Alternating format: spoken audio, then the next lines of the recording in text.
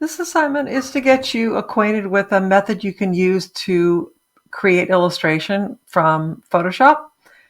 When you open up the file, if you want your workplace to look like mine, you will just basically, I opened up Essentials from the window in Workspace, but then I actually just shut everything down and then I selected, these tools are always here, but I actually just only opened up to view brushes and layers. That's all I needed. Now let's take a look at the layers. You've got the base layer, which is white, and it's locked. You have an elephant on this layer.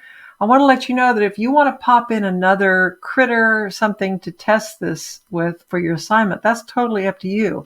You're just going to delete the contents in this layer and copy and paste from another file into this layer. And then you've got a layer above it called Blue Pencil Rough. And another layer right above that, which is the black marker drawing.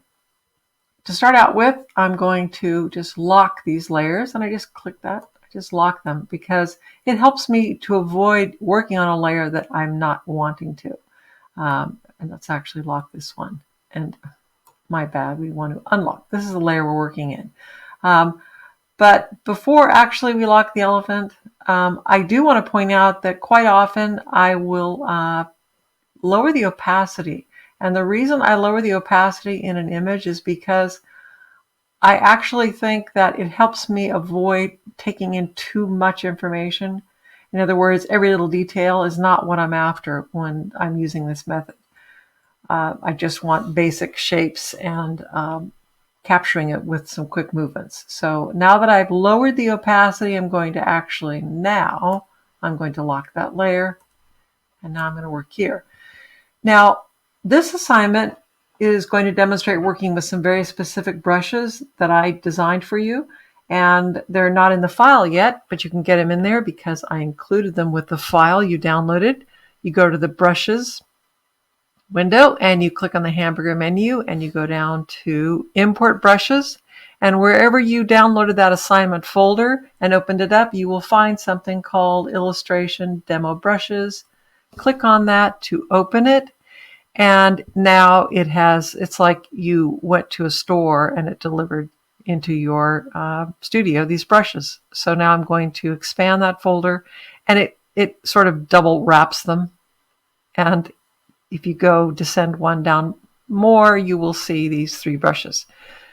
Now, working in blue when you're doing roughs is really helpful for two reasons. It's a lighter color, so it's not such an aggressive commitment on your line and your intent.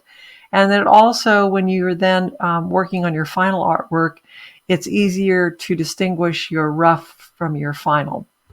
And let's just show versus tell. It's so much more interesting. I have that selected. I'm in the right layer. And now I'm going to work kind of loosely. And let me just see, I can show you by hiding my reference image. You can see that it's working quickly, and this brush is set to replicate what was quite often a very frequently used tool back in the day before computers, and they were called non-photo blue pencils. The camera could not detect when you went into production, so it was a special color that allowed you to do some planning, and it was not picked up by the camera. So I'm working kind of quickly for the demo, and also just to show you that the quality of your line is very influenced by the rate at which you work. And there's some really wonderful things that happen when you choose to work sort of quickly. So now let's see what happened. Let's hide my reference layer. And while I don't have a lot of information here, it's given me pretty much the gesture and sort of the rhythm of the elephant. And again, this is quick, but it's just the concept I want you to see here. So now with that layer locked, I'm going to go to the top layer and I want to unlock that. And now I've given you two options here for a black line quality.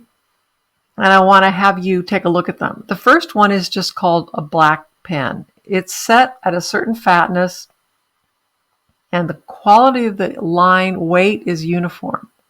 So I'm not spending a lot of time. I'm just basically using this so you can see this is a very uniform line weight. And for a certain type of illustration style, that's a really cool thing. You are just beginning your journey to work as an illustrator. And so one of the things you have to develop is what's your point of view? What's your quality of line weight and style? So this is an area, this is a type of tool that would let you kind of explore what it's like to do an illustration that has very uniform line weight. And then at any time you can close down your draft information. So now I'm just going to get rid of that black line because I want to show you there's another tool in here, the brush that I gave you, and it's introducing a variable stroke, so it goes from thick to thin based on the pressure of your stylus, but it also has something I've incorporated in the setting, which is 5% smoothing. And what that does is it sort of automatically, the computer sort of corrects and softens the jitter. If you were kind of working slow and jittery, it's introducing a 5% sort of smoothing tool, or it's smoothing things. Now, this is a processor intensive thing, so if you were to change smoothing settings and ratchet it up to like 50%, you are going to notice quite a lag in how the stylus behaves. I'll show you that in a second. But the nice thing about this is when you let go, it sort of drops, it diminishes the line weight, and it has a little bit of smoothing on it. Kind of fun, and depending on, and because it has a thick to thin, like if you wanted to do eyelashes or something, you can do that. And then let's shut down our referencer. So I'm working quick, but I just want you to get a sense of the tools. Now, before I end the tutorial, I do want to just show you what I'm talking about. When you change smoothing, and let's say we ratchet it this way up to like 60%, I want you to see what happens with the lag and behavior of this tool. Look at it. It's almost like there's a little string pulling it along, but what it's doing is it's just not letting me get too jittery. It's sort of holding me in line and keeping me from getting too wiggly. Now, this can be really useful depending on a technique that you're focusing on. So in general, I would say don't overuse it, use a little bit. And notice that when I get out of that brush and click back in it, it resets itself to the 5% because this brush has been provided to you with embedded size, settings, and color.